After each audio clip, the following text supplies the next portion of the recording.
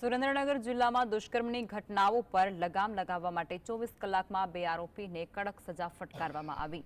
ઉલ્લેખનીય છે કે જિલ્લાની સ્પેશિયલ પોક્સો કોર્ટમાં 120થી વધુ કેસો હાલ ચાલી રહ્યા છે, જેમાં પોક્સોના ગુનામાં 20 વર્ષ સુધીમાં સજાનો નરાધમોને ફટકારવામાં આવી રહી છે અને હજુ પણ 8 કેસોમાં ગુનાને અંજામ આપનાર નરાધમો ટૂંક જ સમયમાં જેલને હવાલે કરાશે।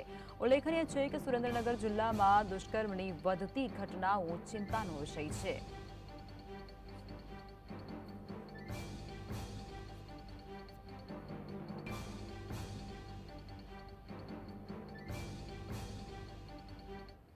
વધુ વિગતો અમારા સંવાદદાતા ફઝલ આપી રહ્યા છે સુરેન્દ્રનગરથી લાઈવમાં। ફઝલ, જે પ્રમાણે સુરેન્દ્રનગર જિલ્લાની અંદર દુષ્કર્મના બનાવો દિવસે ને દિવસે વધી રહ્યા છે, તેને ડામવા માટે તાત્કાલિક સજા પણ આપવામાં આવી રહી છે, શું છે અત્યારની ત્યાંની પરિસ્થિતિ?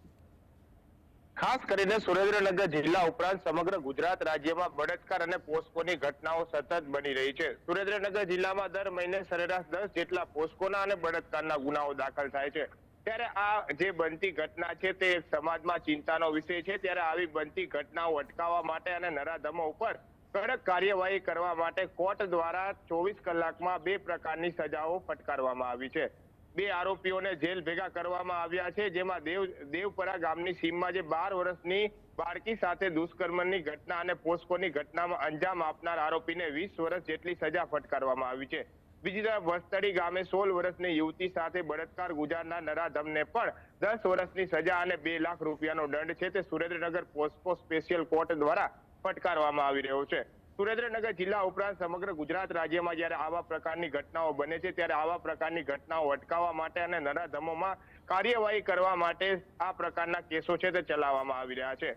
હાલની પરિસ્થિતિ મુજબ સુરેન્દ્રનગરની પોસ્કોની જે સ્પેશિયલ કોર્ટ આવેલી છે ત્યાં 120 જેટલા કેસો ચાલી રહ્યા છે, જેમાં તાજેતરમાં 8 કેસો ચાલી જઈ અને તેમને પણ સજા પડે તે પ્રકારની પરિસ્થિતિ સરકારી વકીલ દ્વારા વ્યક્ત કરવામાં આવી છે।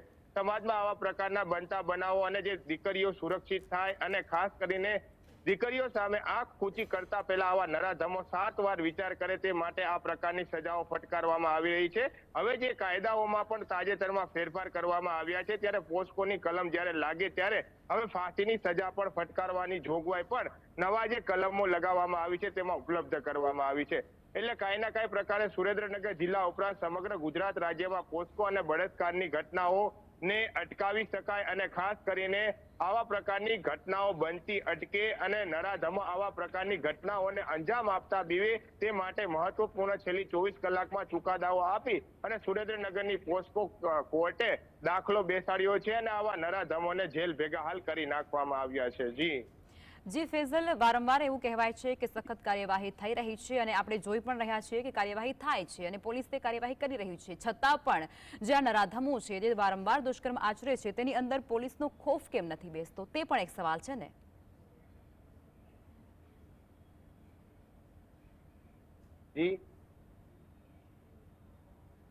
જી ફેઝલ, આ ચોક્કસથી જો આવા પ્રકારની જે ઘટનાઓ છે તે આવા નરાધમો દ્વારા અંજામો આપવામાં આવતી હોય છે, ત્યારે ગુનાઓ દાખલ કરવામાં આવતા હોય છે, ત્યારબાદ આવા નરાધમો છે તે દર વખતેની જેમ છૂટી જતા હોય છે। પરંતુ આ જે સુરેન્દ્રનગર જિલ્લામાં આવી સરેરાશ 1 મહિનાની અંદર 10 જેટલી ઘટનાઓ બને છે। સુરેન્દ્રનગર જિલ્લામાં હાલની પરિસ્થિતિ મુજબ જે પોસ્કો કોર્ટ આવેલી છે ત્યાં 120 જેટલા કેસો ચાલી રહ્યા છે, પરંતુ હવે સમાજમાં દીકરીઓ સુરક્ષિત બને, યુવતીઓ સુરક્ષિત બને તે પ્રકારના દાવાઓ સરકાર દ્વારા કરવામાં આવતા હોય છે, પરંતુ આ દાવાઓ માત્ર કાગળ ઉપર રહી જતા હોય તે પ્રકારની ઘટનાઓ તાજેતરમાં સામે આવી છે।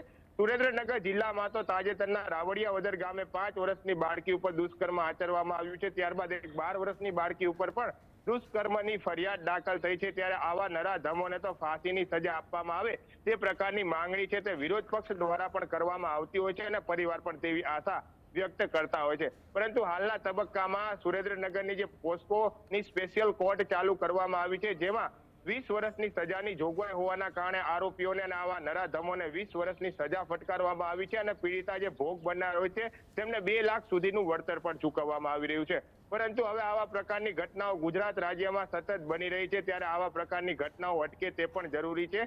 કાયદો કાયદાનું કામ જરૂરથી કરી રહ્યું છે, પરંતુ આવા નરાધમોને સમાજમાં દાખલો બેસે તે પ્રકારની સજાઓ પણ ફટકારવી જોઈએ તે પ્રકારની માંગણી છે તે પણ હાલ કરવામાં આવી રહી છે। જી જી ફઝલ અમારી સાથે જોડાયા અને જાણકારી આપી તે બદલ આપનો આભાર.